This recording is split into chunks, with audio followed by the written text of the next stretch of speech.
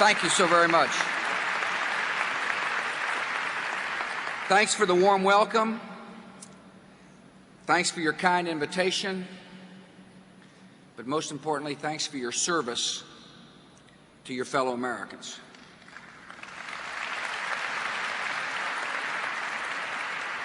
The Urban League has always stood for justice and hope and healing. It stood for opportunity for all our citizens. I'm honored to be at such an organization. I appreciate the chance as well to come to Pittsburgh.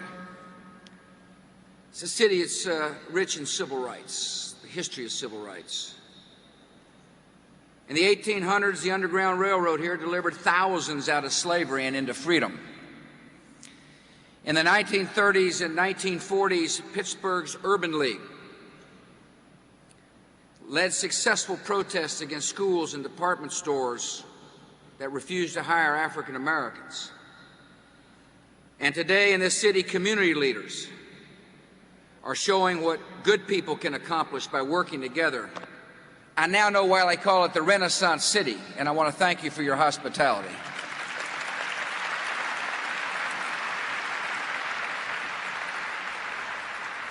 The work of the Urban League represents one of the basic commitments of its country. See, we believe in opportunity for all, a society where every person can dream and work and realize his or her potential. We're dedicated to bringing economic hope to every neighborhood, a good education to every child, and comfort and compassion to the afflicted. Our nation has come a long way, and we have a long way to go. And we will not stop. We will not tire until we extend the great promise of America to every neighborhood in America. And that's what I want to talk about today. I want to thank Mr. President, President Mark Morial, for his kind invitation and his willingness to lead this important American institution. He replaces a good man in Hugh Price, who has ably led the Urban League for nearly a decade, and there's no doubt in my mind that Mark Morial will do a great job on behalf of America. Thank you, Mr. Mayor.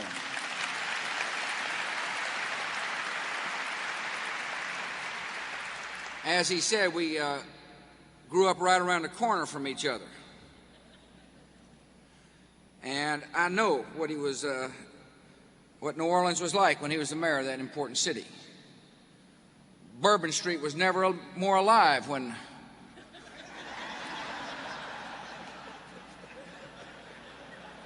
never mind. I'm honored that the Secretary of Education is with us today, Rod Page. He is a good friend and a good man.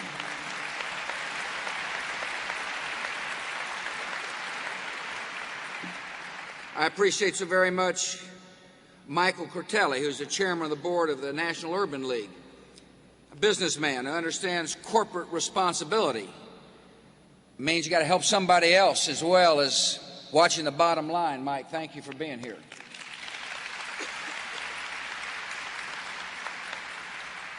I'm honored that members from the Pennsylvania congressional delegation are with us today, Senator Specter and Santorum and Congressman Tim Murphy.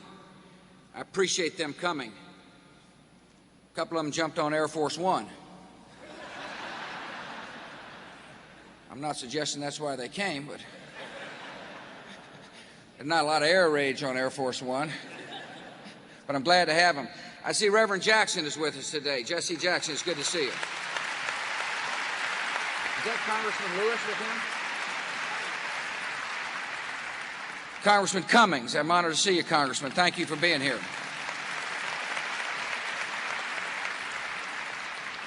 I appreciate so very much my friend Mayor Jim Gardner, who's the president of the U.S. Conference of Mayors, who is with us today. Mr. Mayor, thank you for coming.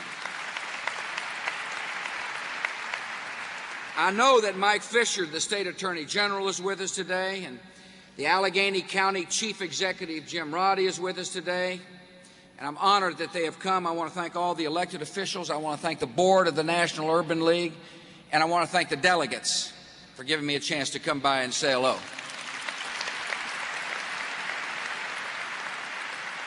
Today I had the honor, when I landed at the airport, of meeting a board member of the Urban League of Pittsburgh, a fellow named Xavier Williams. He came to see me because one of the things I try to do is herald the great strength of the country, which happens to be the heart and soul of our citizens. See, Xavier works for called Inroads. It's a nonprofit organization which matches minority youth with successful businesses and corporations to try to help them have the skills necessary to realize the entrepreneurial spirit of America. Xavier knows what I know, that the best way to serve your country is to love a neighbor just like you'd like to be loved yourself. And I appreciate the example that Xavier Williams sets for not only the good folks here in Pittsburgh, but for people all around the country. Thank you, Xavier, for your service to our country.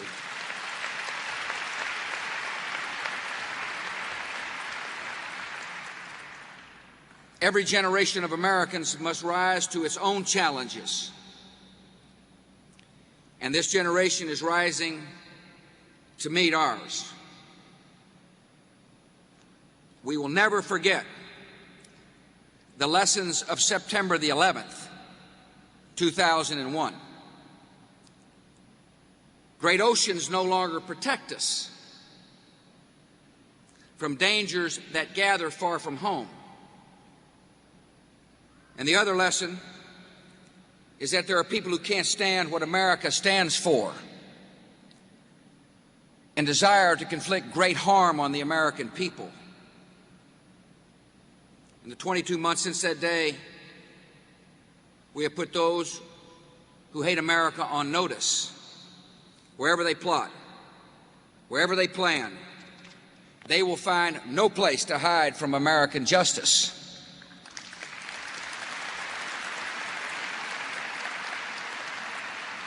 Al-Qaeda terrorists still threaten our country,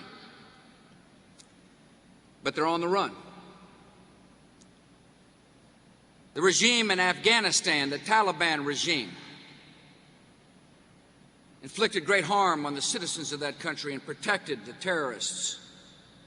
But that regime is no more. Afghanistan is now free. And our current mission in Iraq is essential to the broader war on terror. It's essential to the security of the American people. You see, a free, democratic, peaceful Iraq will not threaten America, our friends, with weapons. A free Iraq will not be a training ground for terrorists or a funnel money to terrorists or provide weapons to terrorists who would willingly use them to strike our country. A free Iraq will not destabilize the Middle East.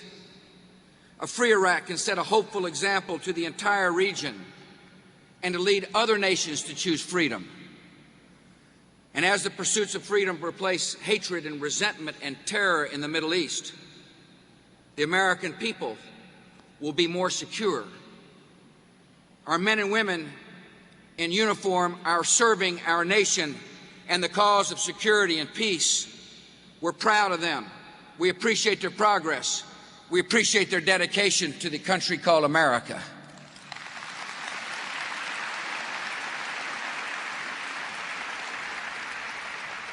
This nation's got another great challenge.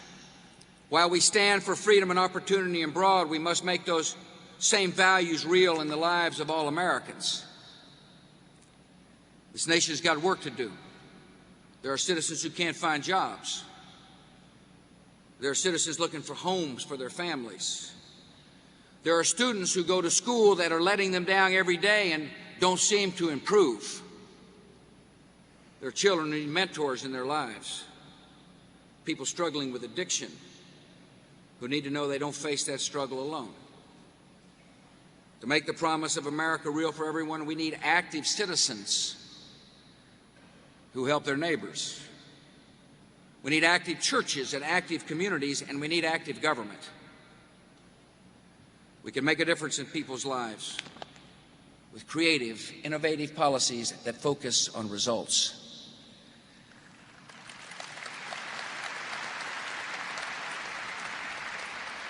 Greater opportunity and hope begins with a growing economy. The stock market started to decline in March of 2000. And then we had recession in the first quarter of 2001. So we acted.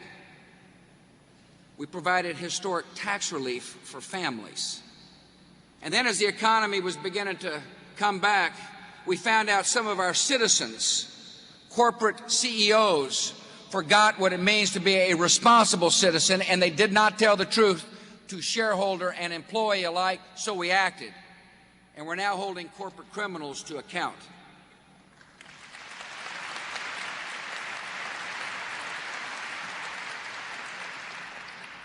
Last year, we saw too many Americans were still struggling to find a job, so we acted again.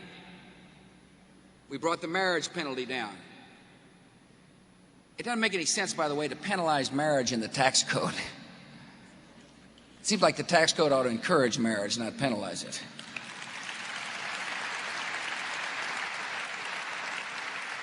We reduced income tax rates.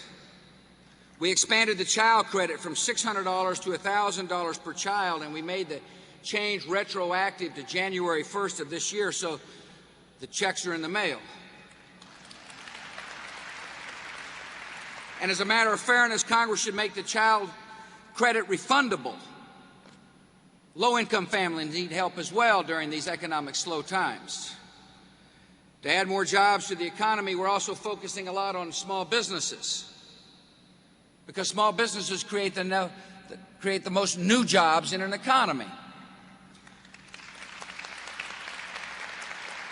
Most small businesses are sole proprietorships or subchapter S's, so when you reduce the income tax rates, you help small businesses. They pay tax at the at the individual rates.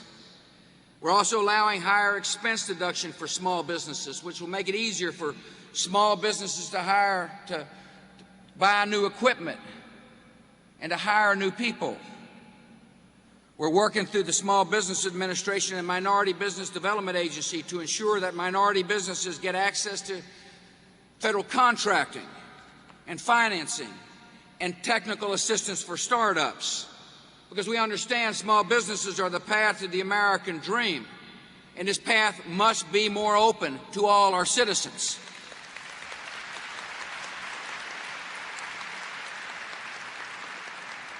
You hear a lot of talk about tax relief. Let me tell you my belief. When a person's got more money in his or her pocket, he or she is likely to demand an additional good or a service. And when somebody demands a good or service, in our society, somebody's going to produce a good or a service. And when somebody produces that good or service, it means somebody's more likely to find a job. The tax relief we package is good for helping people find work in America.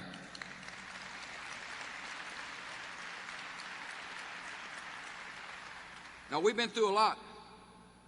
Recession, war, emergencies, and corporate scandals, but I'm optimistic about the future. I'm optimistic about the future because I see hopeful signs. Home sales are strong, and people are refinancing their mortgages to put more money in their pockets. Inflation's low. Retail sales have begun to show growth. Productivity is high. And the good news is a lot of the economists are beginning to forecast a better tomorrow, which is important for making sure that people have hope in our society. Now, we're dealing with the economy. We saw a problem, and we dealt with it straight up.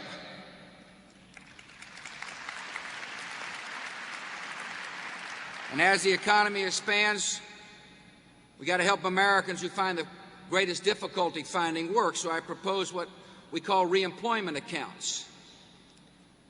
The job seeker would have an account up to $3,000 for job training or child care or transportation or relocating to get a new job in a new city. If a worker finds a new job quickly, within 13 weeks he or she gets to keep the balance of the cash as a reemployment account.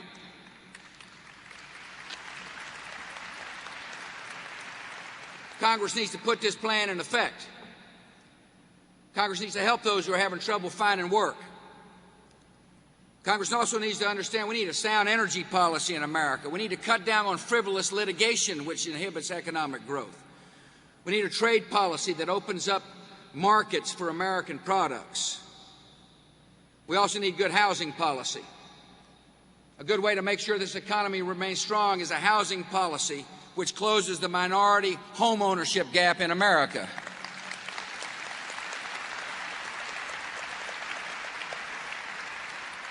We need greater tax incentives for people to build homes in inner cities. I believe our government should provide down payment assistance to people who want to buy a home but need a little extra help.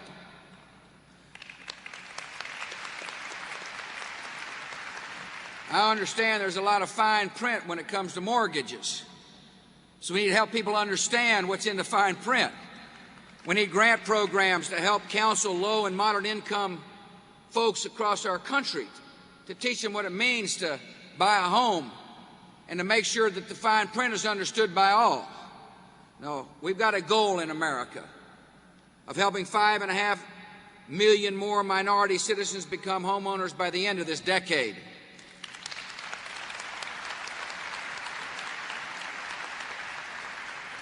The truth of the matter is the future of our economy and our country depend upon good schools in all our neighborhoods. Equal education is one of the most pressing civil rights of our day. Nearly half a century after Brown versus Board of Education, there's still an achievement gap in America.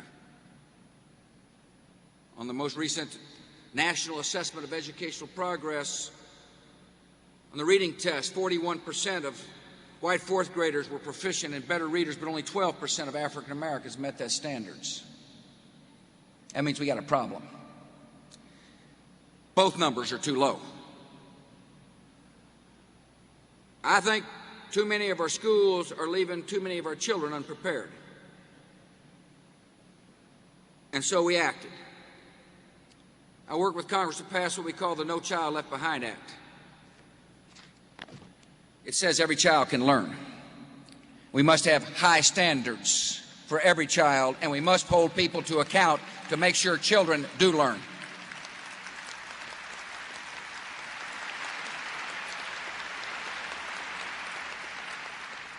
We must challenge the soft bigotry of low expectations. And you know what I'm talking about.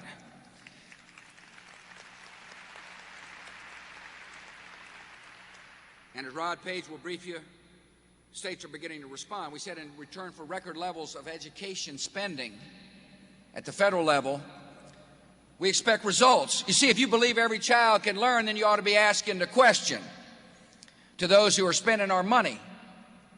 Are you teaching the child? That's what we ought to be asking all across America. And now there's accountability plans being put in place in 50 states, plus Puerto Rico and the district. I know people are concerned about testing. I've heard this debate a lot. They say it's discriminatory to measure and compare results. I say it is discriminatory not to measure. I think it is important to know whether or not our schools are succeeding.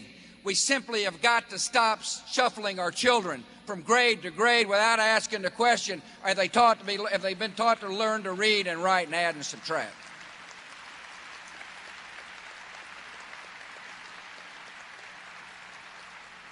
I believe it is those who believe certain children can't learn that are willing to shuffle them through. And the No Child Left Behind Act ends that. In return for record levels of money, you've got to show us whether or not the children can read and write and add and subtract. And when schools don't measure up, parents must have more options. It's one thing to measure, but there has to be consequences for failing schools. So in that act, parents are able to send their children to a different public school or charter school or get special tutorial help. I also believe that it makes sense to explore private school choice, and so I'm working with the leadership in Washington, D.C. This isn't a Democrat issue, a Republican issue. This is an issue that focuses on children.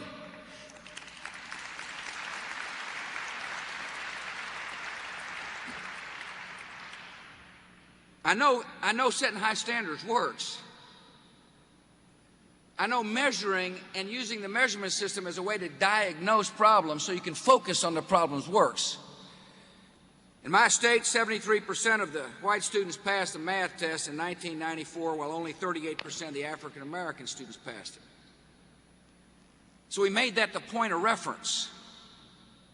We had people focus on the results for the first time, not process, but results. And because teachers rose to the challenge, because the problem became clear, that gap has now closed to 10 points. Because every child can learn. You just got to focus the attention and the resources when necessary. Accountability tells you what's going right, and it tells you what's going wrong, and it shows you where the emphasis needs to be. We're having the same results in North Carolina. In states that measure, you'll find that the achievement gap is closing dramatically.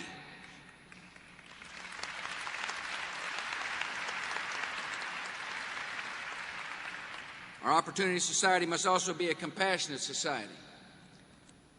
As Americans, when we see hopelessness and suffering and injustice, we will not turn our backs. And one of the best ways to build hope is to recognize where some of the great works of compassion are done. You see, government can hand out money. Sometimes we do a pretty good job of it. But what it can't do is put hope in people's hearts or a sense of purpose in people's lives. That happens when people who've been called to love a neighbor interface with a neighbor in need. See, every day across America, faith-based and community groups are touching people's lives in profound ways. Give shelter to the homeless and provide safety for battered women. They bring compassion to lonely seniors. America's neighborhood healers have long experience and deep understanding of the problems that many face. And many of them something extra besides experience.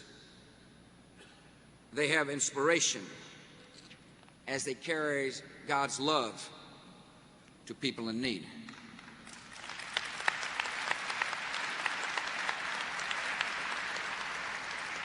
I like to call the neighborhood healers America's social entrepreneurs.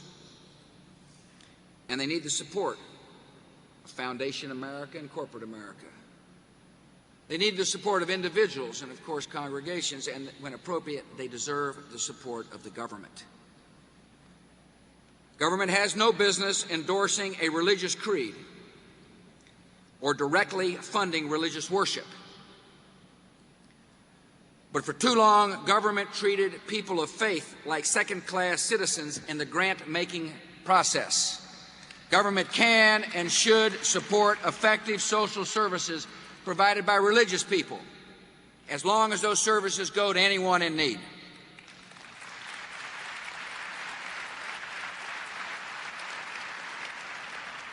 And when government gives that support, faith-based institutions should not be forced to change the character of their service or compromise their principles.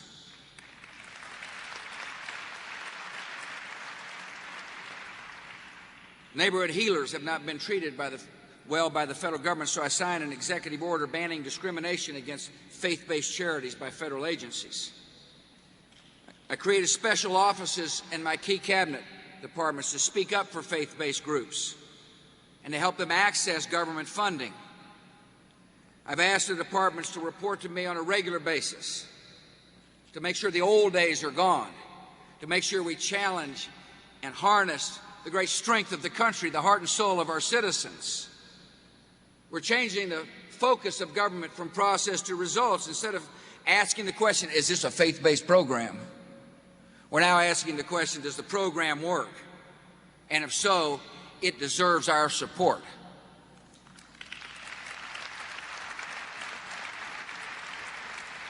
And the support's making a difference. Here in Pittsburgh, the North Hills Community Outreach and Interfaith Human Services Agency uses about $76,000 from the Department of Health and Human Services to help people get through tough times.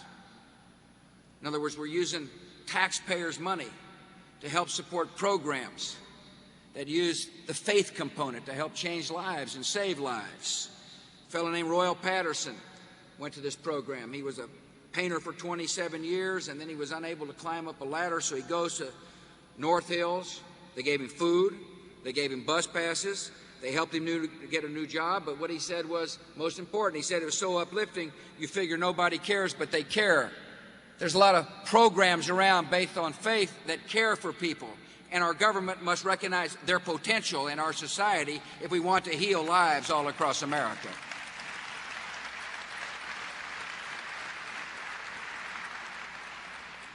I've asked Congress to fund $100 million for the Compassionate Capital Fund.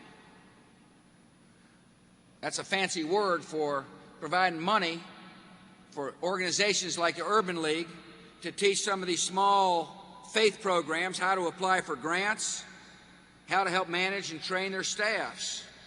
In other words, I fully recognize that some of the programs in some of the neighborhoods need management help. They need guidance, and I would hope that Mark would take advantage of this program to help some faith programs all around the country be fully prepared to do what they're called to do, which is love somebody in need. I've asked Congress for $600 million over 3 years to extend drug and alcohol treatment to 300,000 Americans, and that faith-based providers must be allowed to compete for these funds.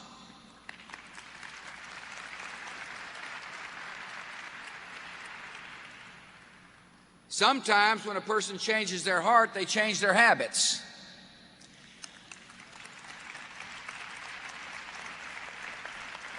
And our Congress must recognize that and provide opportunity for faith-based programs such as the Sojourner House, named after Sojourner Truth, right here in Pittsburgh, Pennsylvania. This is a program which helps mothers with drug and alcohol problems. The child can live in a loving environment while the mom works to break free from addiction.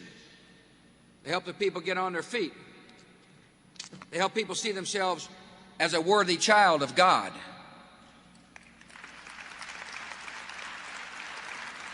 That may not sound like your average government program, but we're no longer asking, is it a faith-based program? We're asking, does it work? The Sojourner House works, and this country of ours ought to support programs like the Sojourner House. It's important for our nation to recognize that too many young people are growing up without enough caring adults in their lives.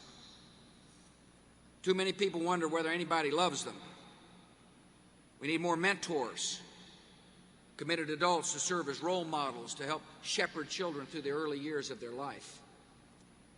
I call upon Congress to spend $450 million over 3 years to bring more mentors to more than 1 million disadvantaged children. We got a goal. Mentors for 1 million children. Junior high children who are making life decisions, as well as the children of prisoners who face so many problems through no fault of their own, and who need somebody to surround them with some love. Faith communities are a great source for mentors, and we must make sure that faith-based groups have a chance to participate in this program as well. More Americans volunteer through their houses of worship than any other organization, and Congress must recognize that. Our government should not fear faith. We ought to welcome it as an equal partner in helping people who need help.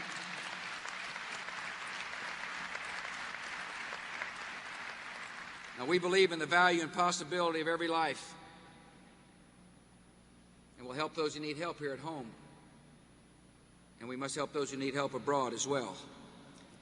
I've recently seen for myself the great possibilities of Africa and the great needs of Africa. That continent's economic future depends upon trade. We'll continue to help African countries become full partners in trade and prosperity.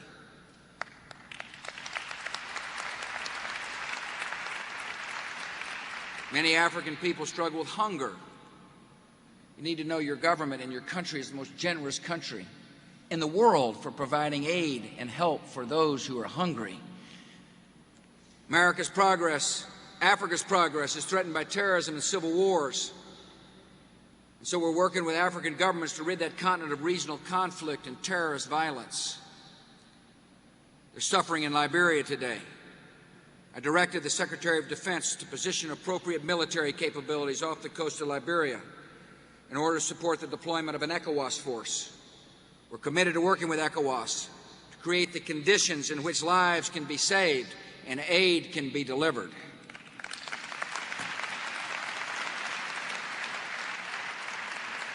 We're also helping Africa overcome one of the deadliest enemies it has ever faced, the spread of HIV/AIDS.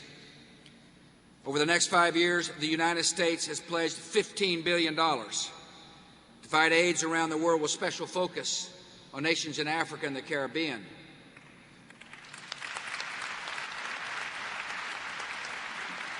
We're working with governments and private groups and faith-based organizations to help with prevention and to provide much-needed antiretroviral drugs for treatment.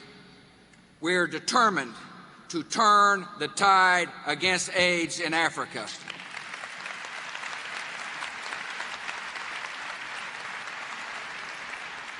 Recently, on my trip to Africa, I visited Gorée Island in Senegal, where for centuries men and women were delivered and sorted and branded and shipped. It's a haunting place, a reminder of mankind's capacity for cruelty and injustice. Yet Gorée Island is also a reminder of the strength of the human spirit and the capacity for good to overcome evil. The men and women who boarded slave ships on that island and wound up in America endured the separation of their families, the brutality of their oppressors, and the indifference of laws that regarded them only as articles of commerce. Still, the spirit of Africans in America did not break.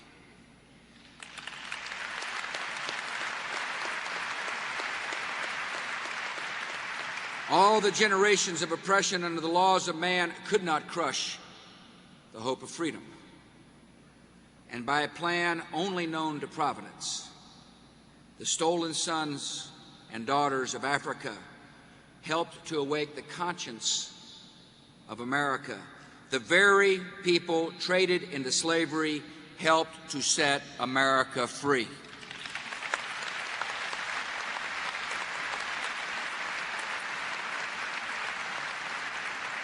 The moral vision of African Americans and of groups like the Urban League caused Americans to examine our hearts, to correct our Constitution, and to teach our children the dignity and equality of every person of every race. Our journey toward justice has not been easy, and it is not over.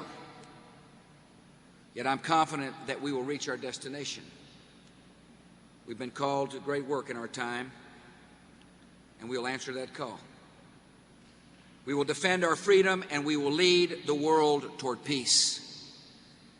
And we will unite America behind the great goals of opportunity for all and for compassion for those in need. I want to thank each of you for serving this cause in your own lives. May God bless your work. May God bless the Urban League. And may God continue to bless the United States of America.